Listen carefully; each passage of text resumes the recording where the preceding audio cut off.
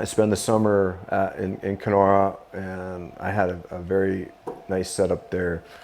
Just go fishing every day and hang out and do water sports and stuff. And because I didn't have a contract coming up, I didn't train, I didn't do anything, and just drinked and enjoyed life at the lake. 3 weeks before training camp opens up, Kevin Cheveldayoff calls me from the Jets and says, "Hey, do you want to come to camp?" And so I almost actually burst out laughing because I was like, man, I can't. If I show up at camp, I haven't been on the ice in like 5 months. I haven't lifted a weight, and all I've been doing is drinking and partying. But at the same time, I can't say no because there's an opportunity to play for the Jets. So I said, yeah, I'll come to camp, obviously. So that day I found ice, went skating. The next day, got ice, skated again, and obviously everything's stiff as can be. So I took the third day off and then went to training camp. First day is a fitness test, and for whatever reason, whether it's genetics or whatnot, I can stay in shape pretty easy. So I got through the fitness test actually pretty good, and got on the ice, and I the old fake it till you make it. I was actually not too bad. Got in the first preseason game at home. I played the most of anyone, played pretty good, but by this time I was like a full-blown fentanyl addict, like all day, every day, like morning to night. You have to have fentanyl, and so they kept me around for 8 days. I don't know if they knew I had a problem, but eventually they released me, and from there everything really fell apart. I was I was at Costco. So this is where my legal troubles started. So at the time, I had a gun license, I had a gun permit in Canada. There's different rules and regulations than the US here. But I had 9 guns that I bought in Canada. I got my gun permit when I played for the Leafs. Bought most of my guns when I lived in Toronto. They're all legal, registered. I kept them at my place in Kenora. Then when I played for the Red Wings here, I bought 3 guns off our team security guard, and I ordered an air rifle BB gun on the internet. After the last season, I brought them to my cottage in Kenora. So it was May. So my gun permit my birthday is June 4th. My gun permit was expiring on my birthday that year. So it was May. I was at Costco getting gas, same white Escalade as before. I had a couple jerry cans of gas in the back, and because it's an SUV, it obviously stinks in there with gas. So I had the back window open. I was driving on Waverly. I know we kind of went through the story. I was driving on Waverly. And for those that don't know, this is in Winnipeg, Manitoba, Canada. Yeah, Costco on Kenniston. So I got a couple jerry cans in the back. I'm driving. I had black tinted out windows. I had the back window open. And so I'm in the right lane. There's 2 lanes. I turn left. Now I'm on Waverly. So there's a set of lights coming up about a kilometer. And the right lane, there's pylons up to merge people into the left lane. So there's 2 cars in front of me and 2 cars in the left lane. So the first car merges, then this car goes, another car merges, another one goes. It's my turn. So because I got the back window open, I can see clearly out the back. I did actually a double shoulder check. I don't normally drive totally by the book, but for whatever reason, and I was on the phone with my ex at the time too. So a double shoulder check, put the blinker on even, and I started leaning over, and the guy that was in the left lane, he puts the gas on to not let me in. And I had a big truck, and I was like, screw you, buddy. So I just kept pulling it anyway. He starts laying on the horn and tailing me and stuff, being a dink. And so I gave him the old, let's pull over. So as soon as the lane opened back up, I pulled over. He pulls over in behind me. And before I could get my truck in the park, he's out of his car. And so I could see in the mirror, he was a middle-aged, somewhat heavy-set guy, and I knew I could shit kick him. But I'm not that type of guy, but I will defend my turf. So he comes up to the window. He is red in the face and clearly distraught. And I said, calm as day, I said, listen, I just want you to know that whatever happens from this moment on, this is all because you're being a prick and you wouldn't let me merge into the lane. I said, that's what this is all about right now. I get out of the vehicle, so we start jawing back and forth. We make our way back to his vehicle. He had a lady in there. I never laid a hand on him. He said 3 separate threats. One, he's like, I got a gun with me. Then he said, I'm a cop. Then he said, I'm calling the cops. And after the third one, I said, listen, pal, I know these are all empty threats. I said, you should strap a pair on, deal with the situation like a man would. I said, when you go home later tonight, you'll thank yourself for stepping up for once in your life. And I realized this wasn't going to go anywhere. So the last thing I said to him, I said, you're lucky your wife's here right now, or I'd be smashing your face in the pavement. Go back to my truck, get my truck. And I was still actually on the phone.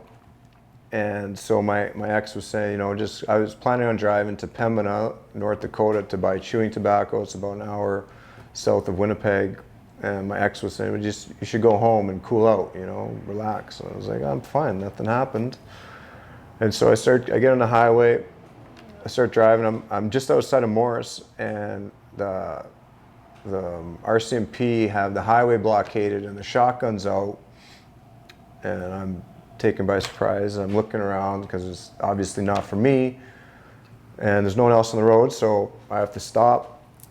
And they're yelling at the bullhorn. And anyways, they ended up arresting me in the middle of the 75 highway, very aggressively, quite frankly, kind of smashing me into the pavement and whatnot. Arrest me, wouldn't tell me what's going on. They're tearing my truck apart. And only after they put me in Morris jail and I talked to my attorney did I find out what was going on. What happened was that guy on the side of the road called the cops, said I threatened his life, and I had guns on me. So I didn't have guns on me, but I guess telling someone, you know, smash your face in the pavement is considered a crime. So I got charged for uttering threats. So that was May. So now fast forward to June 4th, it's my birthday, my gun permit is expiring. So now because I have this uttering threats charge and been accused of driving around threatening people's lives and having guns on me, I have to meet with the chief firearms officer of the RCMP in order to renew my gun license to make sure I'm not going around with guns threatening people. So I sat down with her, I explained to her, it was a woman, not that that matters. Sat down with her and went through the incident, went through my guns that I have at that time. So to have a restricted gun permit for handguns and certain guns, you have to have them registered at a particular address. And when I bought them in Toronto, so they're registered to my Toronto address, I had moved them to my place in Kenora. And I guess technically you're supposed to get approval to do that and re-register them at that address. I never did that. But anyways, at that time I had my cottage in Kenora for 5, 6, 7 years, and I had just bought a house in Winnipeg. So I said to her, I said, all my guns are in Kenora. Is that fine? And she said, yes, and obviously it's fine. You can have them wherever you want. So now we fast forward to November. So I didn't end up renewing my license for whatever reason. November 30th, I'm at my house in Winnipeg. My daughter's on my lap watching TV. It was a Friday. And my phone rings and it says Winnipeg Police. I was like, what would they want? And so I answered it, and it was Sergeant so-and-so. He says, we're investigating a hit and run with a white Escalade with Ontario plates from last night. And so I was thinking, you know, what was I doing last night? And I was home, so I said, well, it wasn't me for sure. He's like, well, we're 15 minutes away. We're going to come check for paint transfer. So, all right. A couple minutes later, he calls me back, says, okay, we're here, come outside. As soon as I go outside, they put the bracelets on me, put me in the back of the squad car. There's about, I would say 50 police cars there. They even sent the police helicopter there, which in the end was clearly overkill. I don't know what they're thinking or what, you know. So they have a search warrant for my house. And I'm sitting in the back of the police car while they tear my house apart, and talking shop with the police officer in the front seat, just talking hockey and whatnot. And after the search warrant, they came out, and the old adage, don't ever speak to policemen. I should have known. But anyway, so the cop who was leading the search says, well, where are all your guns? And I thought it was a dumb question, because, like, first of all, I just met with your boss and told him where they were, and you probably knew where they are anyways. And so anyway, I just said they're all in my cottage. And because I said that gave them probable cause to get a search warrant for my cottage. So they take me to jail on Grant. There's like a new police department on Grant, while they're getting a warrant to search my Kenora property. And I lived out in the sticks. And so they got a warrant, I don't know, probably 12 hours after, went straight there. And I had a gun safe there. Most of my guns were in the safe, but I had a 22 in the garage. I shoot birds to eat and stuff too, so I had a 12 gauge at the door. And there was a couple, so maybe 3 or 4 guns weren't in the safe. And most of them were in the safe, but yeah, they have to be locked a certain way, whatnot. And the kicker, what ended up being too, is that air rifle BB gun. It was a pretty crazy gun, but it was just a BB gun. It shot really fast, but our Canadian gun laws, if your BB gun shoots faster than 495 feet per second, it's considered a firearm. Because I brought it across the border and didn't declare it as a firearm and register it and all that, they charged me with importing guns. So after they did the search in my cottage and got my guns there, they filed 19 charges against me for careless storage, importing guns. I had 2 of those charges. Those were the biggest ones. Each one of those charges is an automatic 1 to 3 years in jail.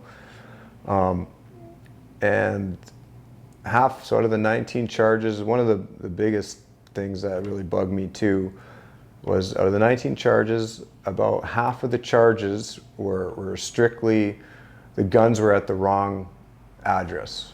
So since even though I met with the chief firearms officer, the RCMP, and told him my guns are in Kenora, someone in the police office decided they should have been registered at this house I just bought in Winnipeg.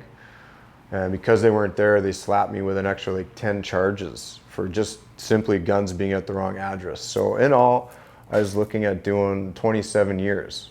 So I just finished playing the NHL, hoping to, didn't even reach my prime. I was hoping to keep playing. Next thing you know, you're in jail and looking at spending quite literally the rest of your life in prison. So I went to the remand center in Winnipeg, downtown Winnipeg. Is a very traumatic experience. And because half of the charges were in Winnipeg, the other half of the charges were in Kenora, I had to go to Kenora to deal with that part of the charges too. So I went into the Kenora jail, which was, it's a very, very rough jail. And the prosecutor in Kenora, for whatever reason, she had it out for me. She wanted to throw the book at me, and she didn't even want to give me bail. So I had to fight. I spent a couple weeks in jail. I had to fight for bail.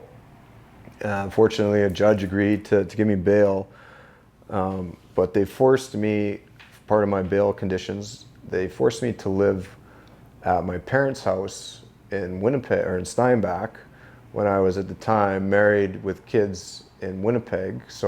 And I had a police enforced curfew. So the police I had to be at the house between midnight and 6 every night, and the police would come and check.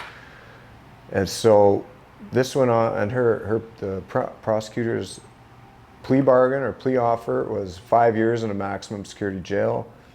I told my attorney, I said, I don't care how much it costs, how long it takes, I need 0 days. I said, there's no chance I'm going back to jail. I said, if there is any inkling that's going to happen, I said, I'm out of here, I'm leaving, you know. And it took 2.5, almost 3 years of being on house arrest. I had to sell everything I had. Wife left me, and just to pay the attorneys to stay out of jail. And obviously I couldn't travel, I couldn't play hockey or do anything at the time. So this was, I guess, from when I was 31 till maybe 30 till 33, or 31 to 34, somewhere in there. Right in the prime of my hockey career, I was trapped under these charges. And so that in essence ruined my life. The one good thing that came out of it was when I was in jail, there was no access to drugs or alcohol. And so this was the first time maybe in my life where I didn't have access to it. So I was in jail and I'm in full withdrawal. And I'm like, I didn't even know what withdrawal was. I'm like, what is going on to me? Like, I feel terrible. And it was at that moment when I realized I had addiction issues. So if that didn't happen, I might never have realized it, or it would have been pushed back. But anyways, so when I was sitting in custody, then I was like, man, like, you need to get some help. So while I was on bail, I made a deal with the government that I could go to a treatment center. So I went to this place in British Columbia. I was there for 7 or 8 weeks and got sober. So if there's any good that came out of that, it was giving me my sobriety back. But other than that, it essentially ruined my life, and I'm still trying to pick up the pieces. But I have an opportunity. I've got a way different look on the world, and now's the last few years. It's been trying to put the pieces back together. And I was coaching, doing hockey schools. I have a young son. I was coaching him for 5 years. And then in March 2020, they shut everything down, locked everything down. Did they? I heard about that recently. I don't know why they did that, but they did. Yeah. I don't know. Maybe somebody in the comment section can let us know. That'd be great. You missed that? Yeah. I don't know. Something about a flu, a cold. I don't know. It's news. So I'm still trying to catch it. But one question I did have for you. So in this whole endeavor, how much time collectively did you end up spending in jail? Hey, if you enjoyed this video, hit the subscribe button. We do a new podcast every single Sunday during the season called Sling the Biscuit. It is a non-mainstream hockey podcast, so we talk about my hockey career, the minor pros, Spain, the Fed, you name it, all the stuff that you won't hear in the mainstream news. Music, Pop culture. politics, a little bit. Thanks for watching this video, and we'll see you soon.